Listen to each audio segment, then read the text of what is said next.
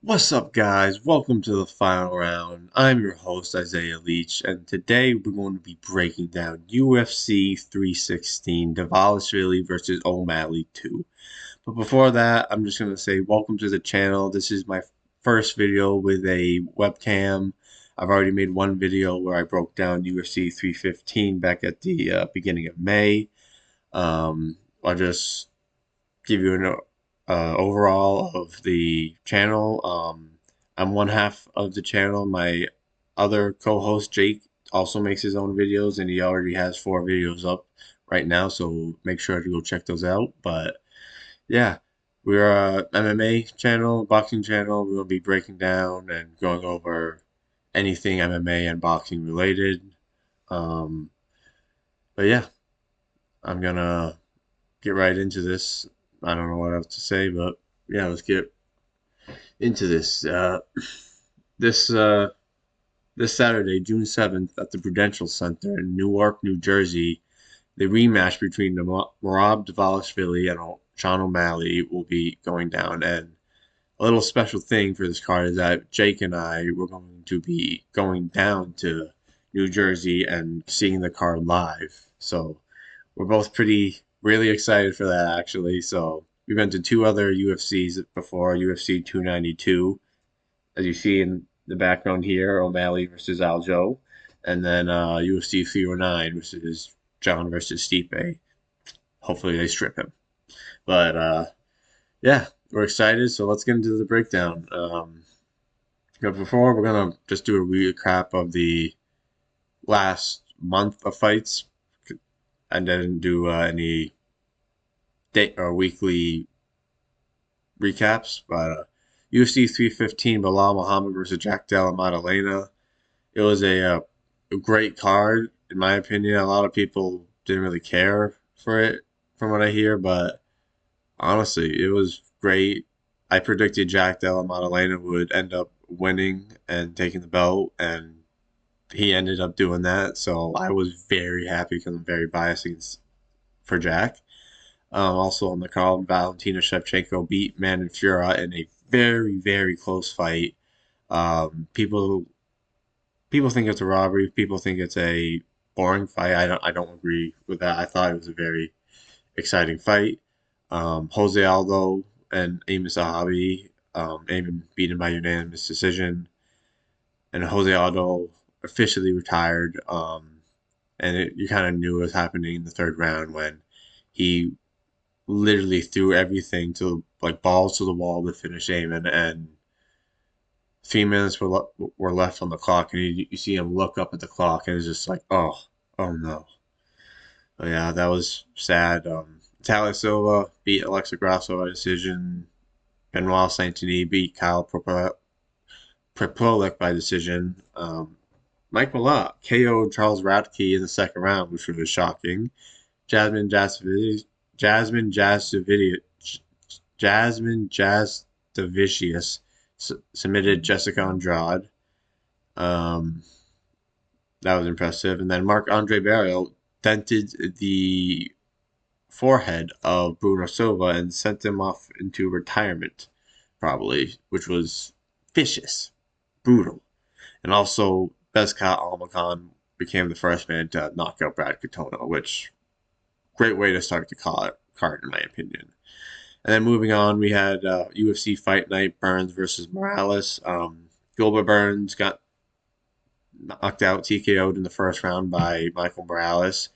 And with that, we kind of now only have one fight left where the new guard fights the old guard, and then the new guard completely takes over the division because Michael Morales showed he's the real deal and a really talented contender. So we'll have to see what he fights next. I've heard rumors he's going to be fighting Leon Edwards next in the fall.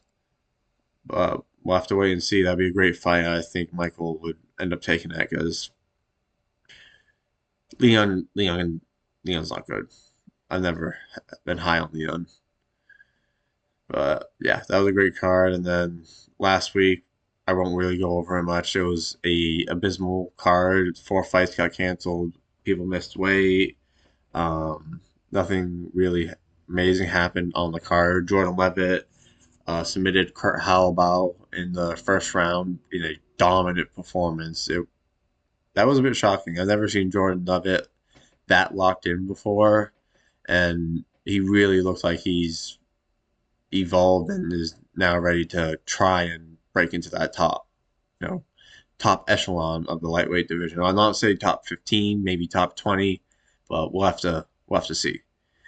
Also on the card, Dustin Jacoby knocked out Bruno Lopez. Great. Ramiz Brahimaj submitted and put to sleep Billy Billy Ray Goff. I don't know what happened there. Billy did the one thing he shouldn't have done, went shot a takedown, and he got caught and paid the price for it. But and then also Matej Gamrot did what he did best and smothered Ludwig Klein for a decision win. And then the main event was supposed to be Macy Barber versus Aaron Blanchfield, but literally right before the main event, they announced that it was canceled because Macy Barber was having seizures in the back. So, yeah, not a good card, but we're through the thick of it. We're now in a good stretch of weeks where we're going to have great fights. And yeah, let's get right into the breakdown, guys. First fight on the card, we have Markel Medeiros versus Mark the Shark Twinsky. Markel Medeiros was actually supposed to fight on the card last week and then pulled out due to illness, which is a bit weird since he's now making a quick turnaround a week later and fighting another opponent. But Markel Medeiros, he's a good fighter. Two fights in the UFC, he's beaten Austin Hubbard and Landon Quinones both by decision. That Austin Hubbard fight was at elevation. He really showed that he can pull through in the last round. And then Mark the Shark Pointsky, this is actually his UFC debut. He's taking it on short notice. He's a Anthony Pettis fighter, which is actually funny if you look at. I think Markel trains with Benson and Troinsky trains with Anthony, so it's kind of a rematch in a way, Benson and Anthony. But I don't know much about these two fighters. I'm just gonna do a quick pick. I think Markel is going to end up taking this. It's a bit risky though because he is coming off a canceled fight due to illness literally last week, but I think he's more experienced.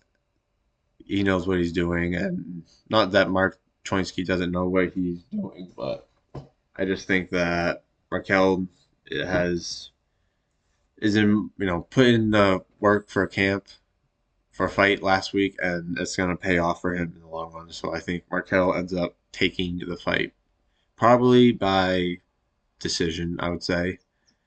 The next fight, though, we have Quillen Salkid versus Yanel Red Fox Ashmuz. Quillen, coming off his impressive UFC debut, a KO over Anshul Jubli in 19 seconds.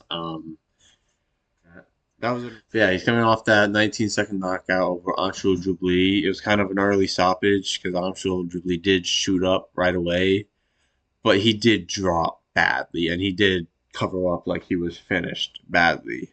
But he's taking on Yanel Ashmuz, who's an okay fighter.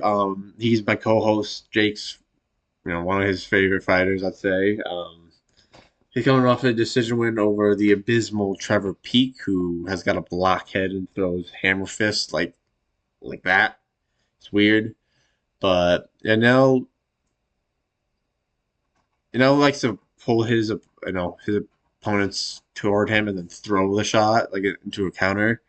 But the one thing about this fight that really shows me that he's at a disadvantage is that he has a 68 reach while Quillen has a 75-inch reach, which is a pretty big disadvantage. And Yanel is more of a striker while Quillen's kind of more of a grappler. So I think Quillen, or not Quillen, Yanel's going to have a hard time trying to get his offense off against a longer and rangier Quillen.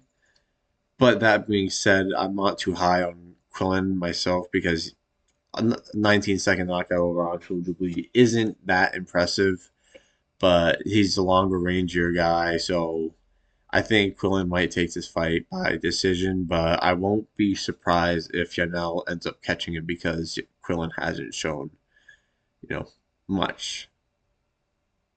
So yeah. Next fight on the card we have Ju Sang Yu versus Jekka Sargi. Um, Ju making his UFC debut. He's a very I don't know much about him from what I've seen. He's a talented fighter. He's knocked out a couple opponents, decisioned a couple opponents.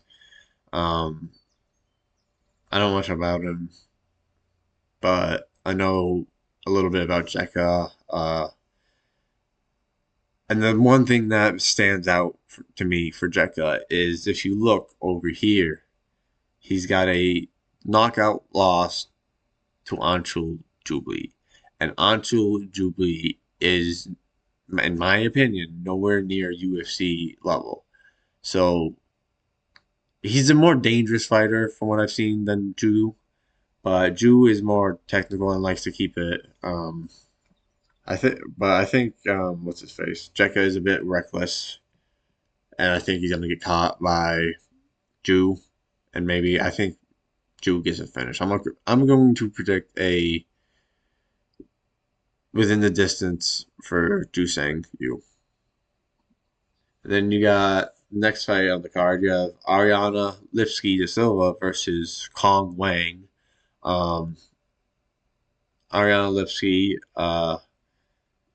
she's an alright fighter. She's not, on a two-fight losing skid. 17-10, not the best record, and she's taking on Kong Wei, which is everyone knows.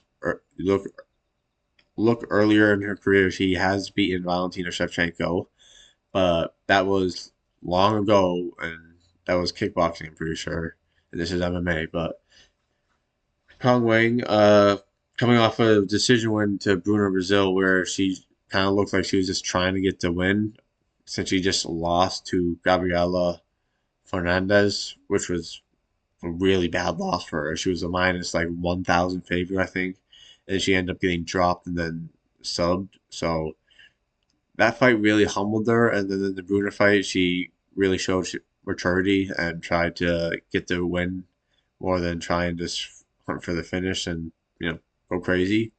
So I think Ariana is a similar to Gabriella, but not as skilled. So I think Kong Wang, I think she might just piece her up for 3 rounds and end up taking the decision. Yeah, that's my pick. And then moving on to the prelims, we have Chaos Williams versus Andres Gustafsson.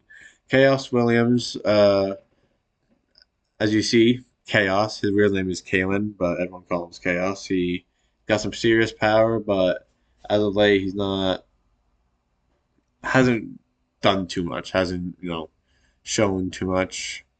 Um, but he's taken on Andres Gustafsson, who was supposed to fight last week against Trevin Giles, but Trevin Giles ended up falling, hitting his head, and then having to pull out. But this fight came to fruition only because of Gustafsson, because he tweeted, "Hey, I know Chaos does not have a fight next week. Let me fight him," and the UFC liked that, so here we are. They made the match, but I don't know. I think Chaos ends up winning this fight. Andreas is definitely the more dangerous fighter, more of a brawler, and likes to go for the finish. And he's definitely the more dangerous fighter. And this is his UFC debut. He's had 3 canceled fights so far. I think back in January he had a broken neck that ended up he had to cancel for. But you wouldn't. I don't think that's going to be too much of a factor because you wouldn't be here with a problem in your neck. But he's taking on the Chaos side. I think that Chaos is very good. He's got that the power in his hands as we've seen. He's coming off that loss to one of our prospects, Gabriel Bonfim, where he got put to sleep in the second round. Um, he doesn't fight too often. I think that's one of his main issues, only because he does have. I think he's a realtor on the side, mostly just to have a. I think he knows he won't be a champion, so he needs to set up something else, so he makes money. But Chaos does have serious power. I've seen multiple times he gets kicked in the leg and he throws an overhand and knocks out his opponent. But that's the one thing that does worry about me is that he throws over his legs. He doesn't throw through his shots, which makes it a bit awkward and clunky. But I think he's the more weathered and the more experienced fighter. So I think Chaos is live to chin this guy. But that being said, Andrea is very dangerous and he is, you know, he's allowed to maybe hurt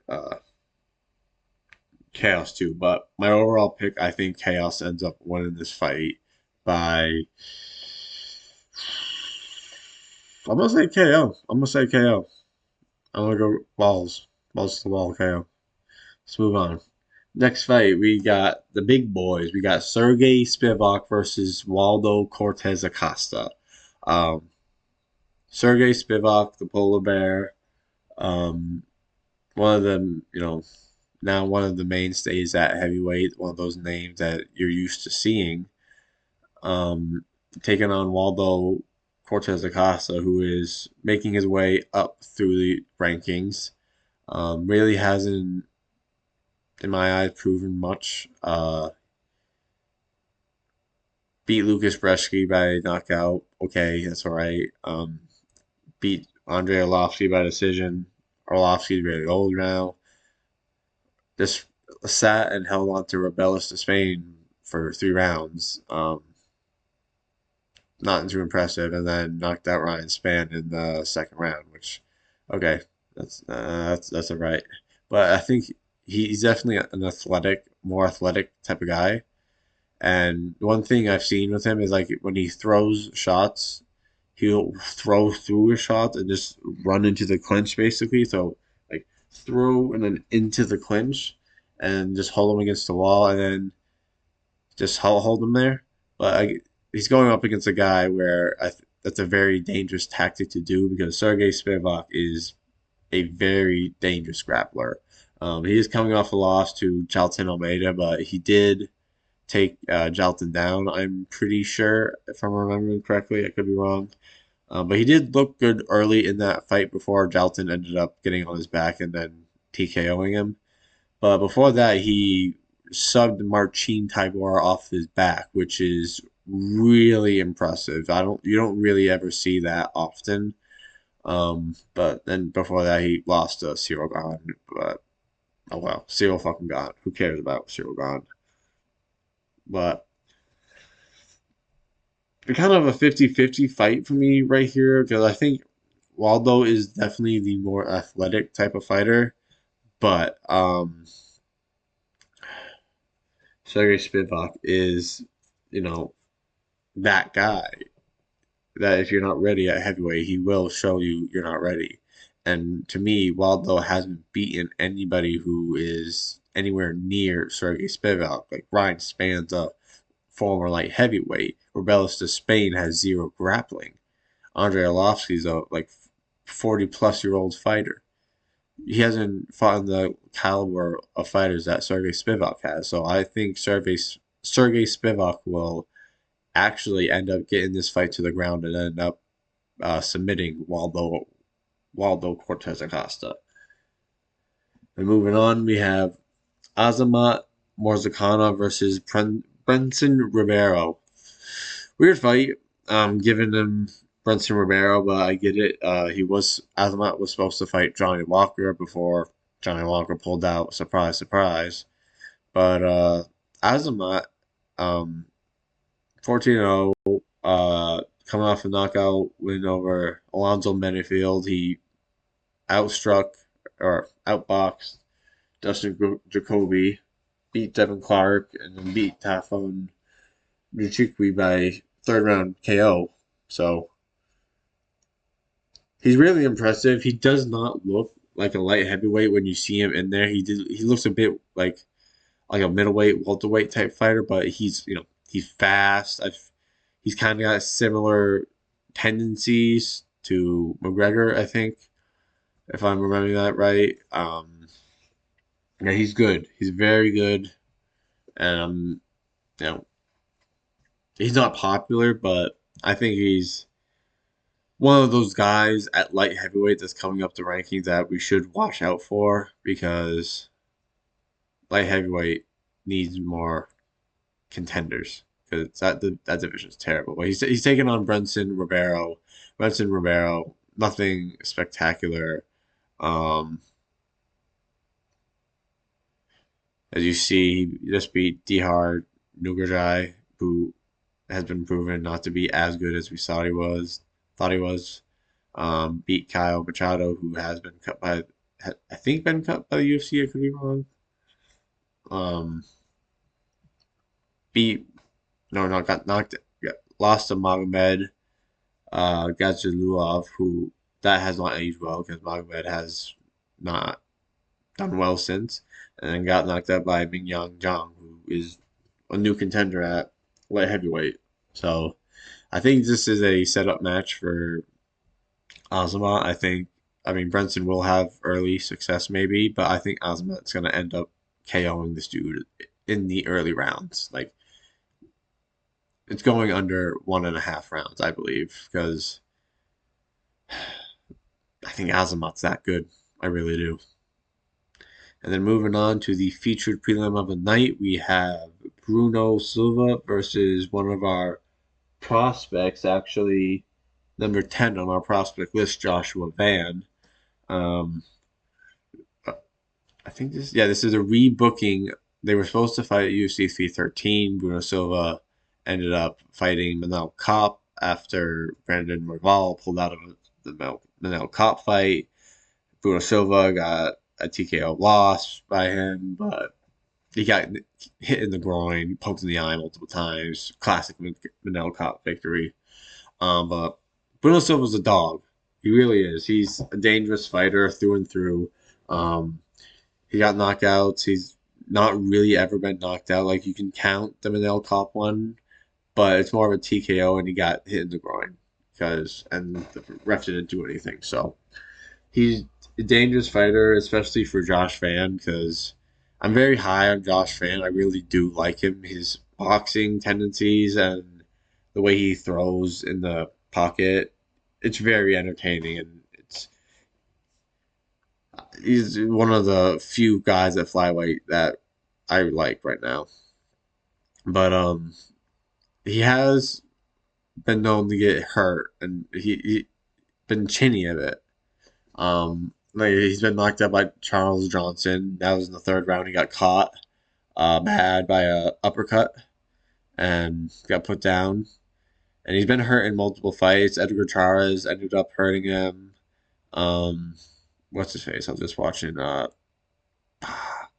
What's his face? I can't remember his name for the life of me. Hold on a sec. Well, look this up. I just watched the fight. I should remember this. Kevin Borjas. Kevin Borjas. That's who I'm thinking of. Kevin Borjas hurt him too. So he is known to get hurt, and against a guy like Bruno Silva who hurts his opponents and throws, power shots, it's dangerous. But I think Josh is younger. He's more technical, more, faster than Silva. The only thing I knock Josh Van for is even though they're at flyweight, I do think Josh is a bit small for flyweight for someone like Pantoja, someone like Steve Erceg. I think he's a bit small, but small guys have gotten done before. So what do I know? But no, I think Josh Van ends up taking this fight by decision. He's not really known for finishing his opponents. Um, and against a guy like Bruno, he's just gonna have to be safe because Bruno's gonna be throwing heavy shots and all that.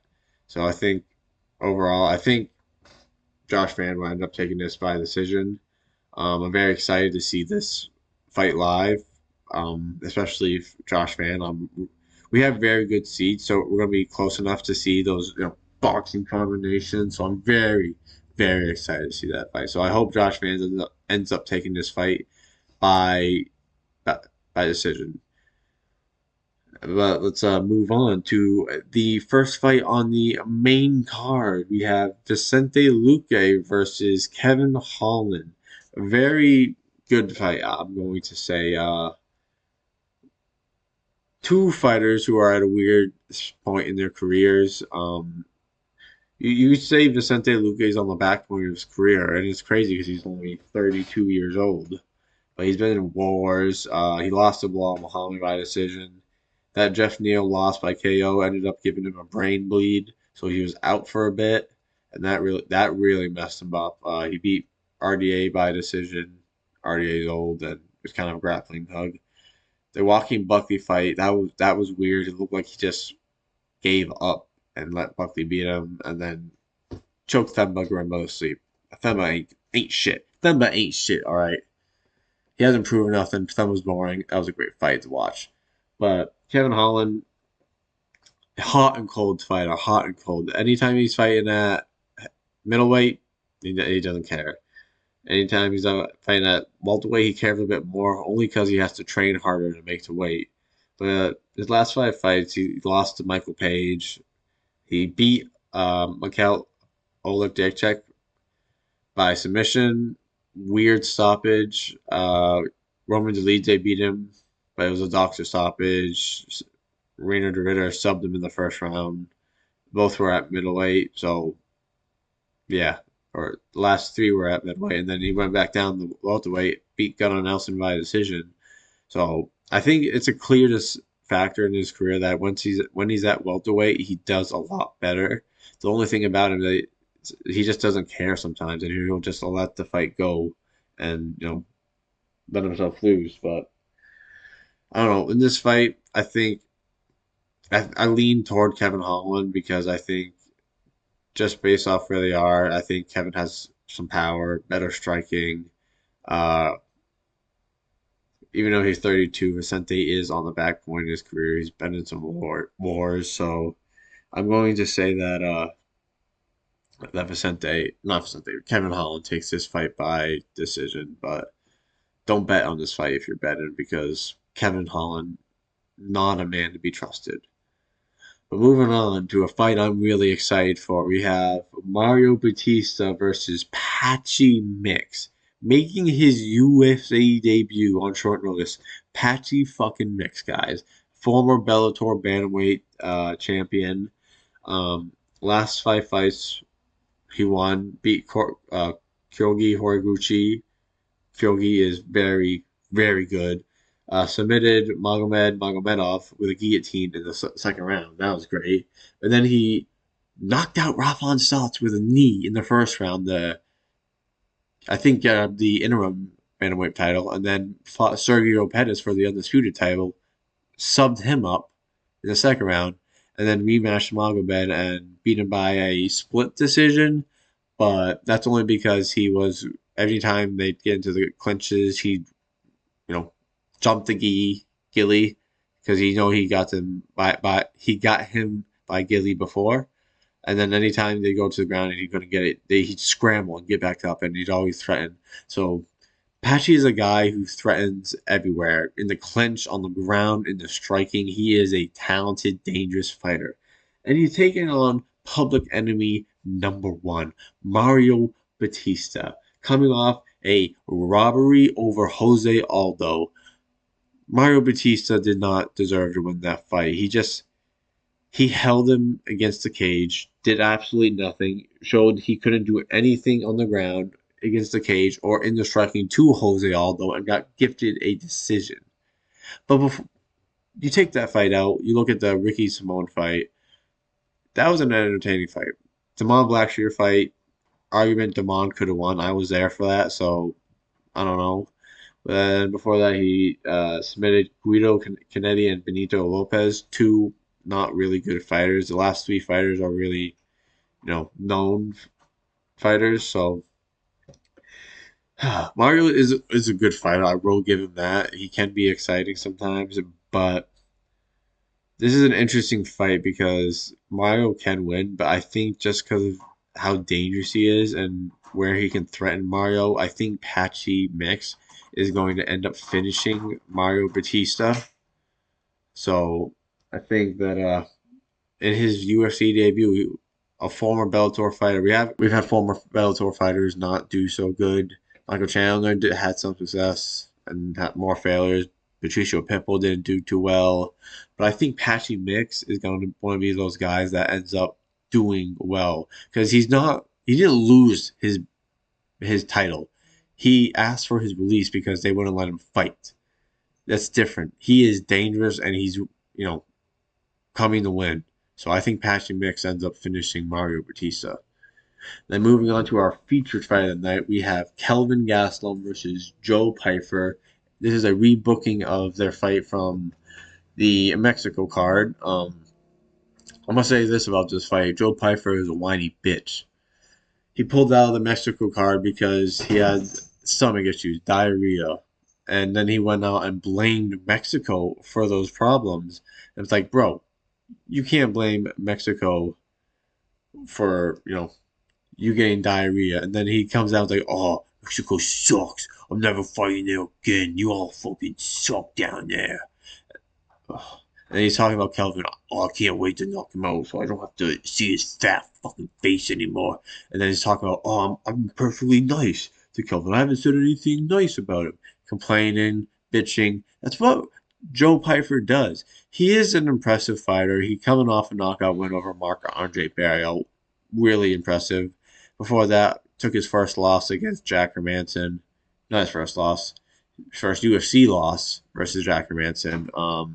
He's beaten Abdul Razak Hassan by sub, Gerald Mershaw by KO, and then Alan Amazovsky by KO. He is an impressive fighter.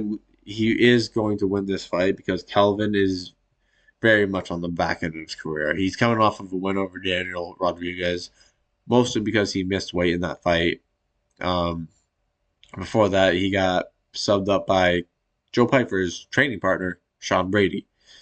And before that, very close fight against Chris Curtis. So honestly, I think people are leaning toward Piper knocking out Kelvin, but Kelvin's never been knocked out. He has a block head, and yeah, there comes a time when everyone is due to get knocked out. But I think an interesting thing about this fight is that Sean Brady subbed up Calvin Gastelum and knows how to fight Calvin. So he's going to be giving Joe tips on like, hey, I think you can get this guy to the ground and I think you can submit him. So I'm going to say I think Joe Pyfer submits Calvin Gastelum in this fight. And hopefully Calvin Gastelum doesn't post a video called Missing Weight with Calvin Gastelum, and then ends up missing weight because that fucking suck, Calvin. We have the bantamweight title fight. Juliana Pena, the bantamweight champion, versus Kayla Harrison. Juliana Pena coming off a gifted win over Raquel Pennington. I don't believe she won that fight. I think Raquel won that fight, but Juliana's career is kind of built off this fluke win over Amanda Nunes, where Amanda didn't come in 100%, and I'll give her credit. Pena is a dog and she knows how to sell a fight. This is why she's here. She can sell a fight perfectly, but when it comes to the ring or the octagon, she doesn't have a lot of skills. She hasn't fought enough in her career. She is 13-5. She started in 2010, I think. Kayla started in 2018 and she's 18-1. I'm just saying Juliana hasn't fought enough. Her career is built around this one win over Amanda Nunes. Other than that, she has no notable wins other than Raquel Pennington. And then after she won the title off Amanda, she got beat the fuck up for 5 rounds, and so she fucking sucked.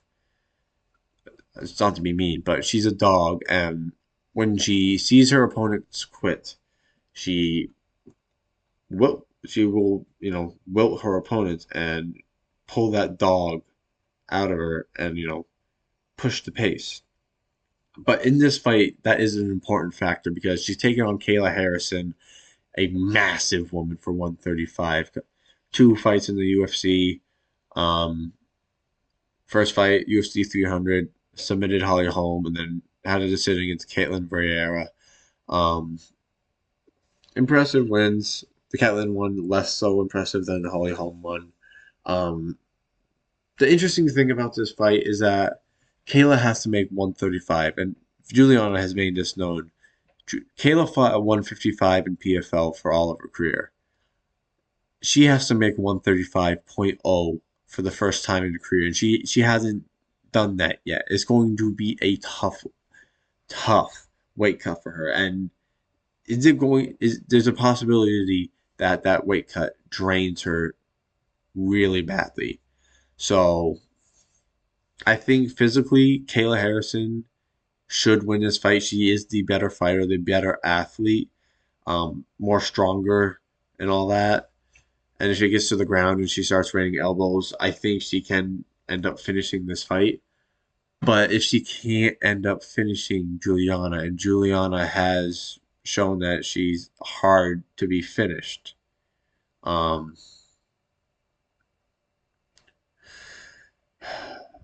I think there. If this fight, this is my prediction for this fight.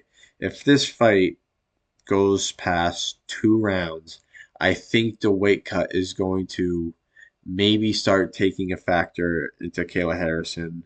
Because if Kayla can't take her down, also, she has no backup plan. She doesn't have good striking. She doesn't have good kicking. She is a judo wrestler. And if she can't take Juliana down, ugh. And if it gets past 2 rounds, I think Kayla might start gassing. And once Juliana sees that, she's gonna lock in and she's gonna start wilting it. So I'm going off. Fuck it. I don't want to say this. No, I think Kayla ends up winning this fight. I really do. I think she will end up grabbing Juliana, doing a judo throw, and running down elbows until they stop the fight. But I'm also saying I won't be surprised if it gets past 2 rounds and Juliana ends up wilting her. But my overall pick is Kayla Harrison. And then moving on to the main event of the night. Jake's favorite fighter, Rob the Machine Dvalishvili, taking on Sugar Sean O'Malley in the rematch. Wow, I am excited for this fight, guys. That sounded so scripted and so terrible. But let's get to the breakdown. Rob, what more is to say about him?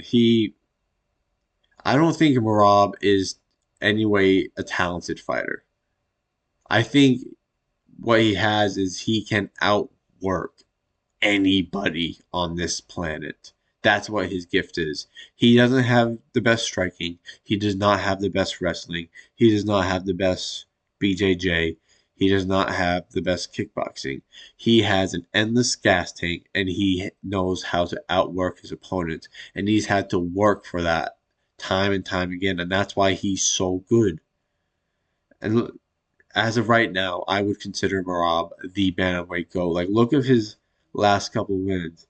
He beat former title challenger Marlon Moraes. He's beaten former champion Jose Aldo, former champion Piotr Jan, former champion Henry Cejudo, former champion Sean O'Malley, undefeated Umar Nurmagomedov.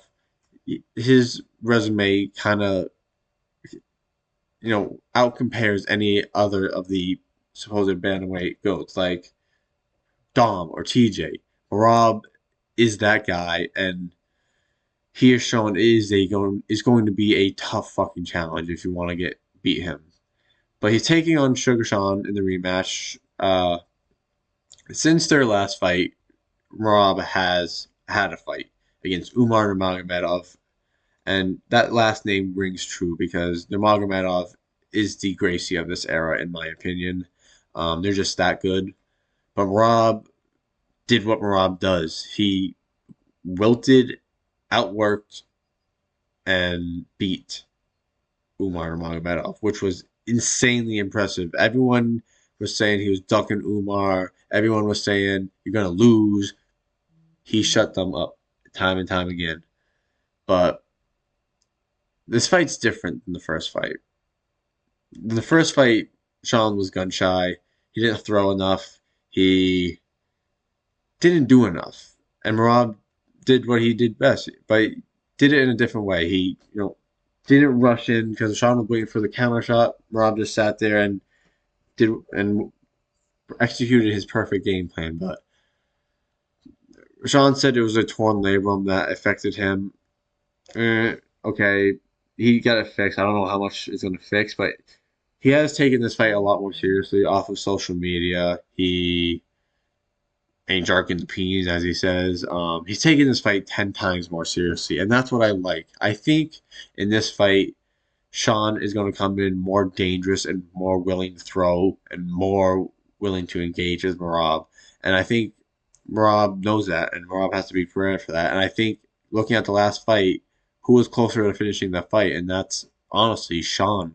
He hurt Marab in the last round with a body kick. And I think if Sean goes to the body more, he's going to end up hurting Marab and beating Marab. And I'm not going to say he knocks Marab out because Marab hasn't been, finished like that. He has been hurt by Marlon and Henry, um, but I don't think Sean will be the one to ever knock him out. But I think if this fight goes to a decision and if the fight is close, I think they're going to give it to Sean. And I think even if it doesn't go to decision, I think Sean might knock him out. I think Sean is locked in and prepared for this fight more than he was the first fight. And I don't want to say the first fight was close, but it was closer than people think. Rob did have more success, but Sean did have success too. Um, but this will be an exciting fight. Sean is more dialed in. Marab is more confident than ever. My official prediction for this fight is Jake's gonna hate me for this. I'm going to pick Sugar. I picked Sugar in the first fight and I ate my words. I might eat my words here, but I think Sugar ends up taking this fight. There's something in the air. A gut feeling tells me Sugar's gonna shock the world and end up winning this fight by knockout or decision, and that's my official prediction.